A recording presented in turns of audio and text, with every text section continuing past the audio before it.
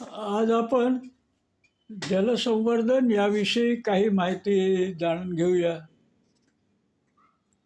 जलसंवर्धन म्हणजे आपल्या जवळ असलेल्या पाण्याचा योग्य प्रकारे वापर करणे, जेणेकरून आपण दिवसभरात ज्या गोष्टी करणार आहोत त्याच्याकरता पाणी कमी पडणार नाही.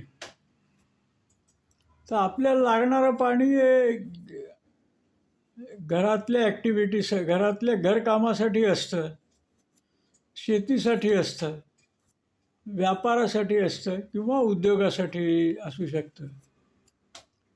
तर शहरात आपल्याला 135 लिटर पाणी मिळतं प्रतिदिन प्रति माणूस.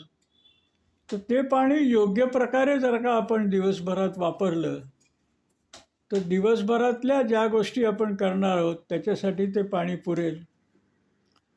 तसंच ग्रामीण भागात समजा 55 लिटर प्रतिदिन प्रति माणूस पाणी मिळत असेल तर त्या 55 लिटर जर का आपण वेगवेगळ्या कारणासाठी आणि किती वापरलं तर आपल्या दिवसभरातल्या ॲक्टिव्हिटी करता ते कमी पडणार नाही. तसंच शेती करता, व्यापाराकरता आणि उद्योगाकरता रोज किती पाणी उपलब्ध आहे याप्रमाणे जर का आपण शेती, व्यापार आणि उद्योग जर का ठरवले किंवा त्याचं जर का त्या पाण्याचं दिवसभराचं नियोजन केलं तर ती शेती, व्यापार किंवा उद्योगही वर्षभर चालू राहतील.